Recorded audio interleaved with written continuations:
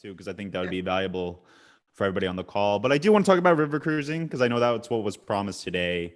The first thing I want to do is just talk about what you both like most about river cruising, both as an advisor booking this segment and also as a consumer for the river cruises you've been on. What you like most about the experience? What do you like most about seeing destinations on a river cruise boat? And Karen, I was hoping we could start with you on this one. Sure. In terms of the experience, it's really like a floating boutique hotel on the river, and it is so turnkey from an advisor's point of view because everything is handled by the river cruise line. From a consumer point of view, it's fabulous because if you're into food and wine, if you're into culture and history of Europe, and of course there are other river cruises outside of the continent, but primarily they're in Europe, then it's the perfect trip because it's all right there. And you don't have to pack and unpack every time you move to a different country. You just wake up on board the ship, look out your window, and you were in Austria before, now you're in Germany. It's just the perfect trip. And Suzanne, I'm assuming you share a lot of those sensibilities too. But if you want to give us your take on the question.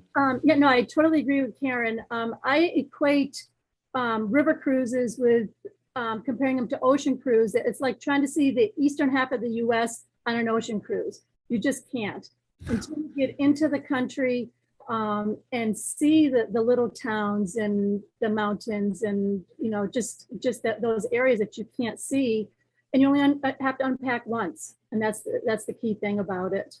Yeah, exactly. I mean, unpacking once I think is key for a lot of consumers too. And you mentioned the difference between river cruising and ocean cruising, and what I've heard an advisor describe it to me as is a journey to the destination versus a journey through the destination. And yeah, I mean, a lot of people I've heard a lot of consumers have their first river cruising experience and just not wanting to do anything else after. Yeah, they're hooked. Yeah, exactly. So let's get into the demographics of your typical river cruise client. I'm curious.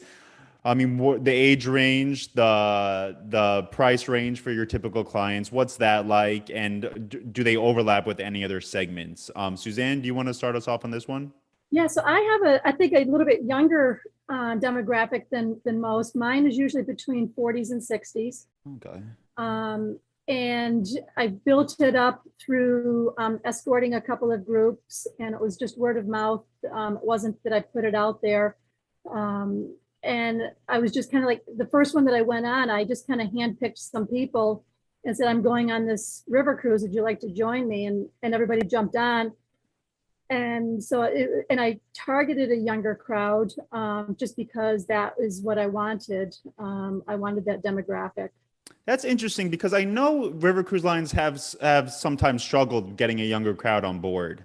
What were those conversations like for you? Do you have any advice for people speaking to maybe an older millennial or a younger client that hasn't experienced river cruising, that doesn't know about the segment, and that's just might be put off by the idea of it? Do you have any advice for advisors, Suzanne?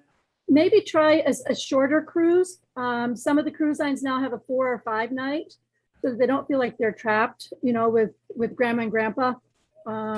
And have them bring some friends. If it's another couple that travels with them, and they don't hit it off with anybody else on the cruise, on the boat, then they at least got their friends to hang with them. But I explained about the different, there's walking tours, and it's not just on a bus looking at the different attractions. You're out there and you can be as physical as you want. And that definitely goes towards the younger crowd. Yeah. And I know there's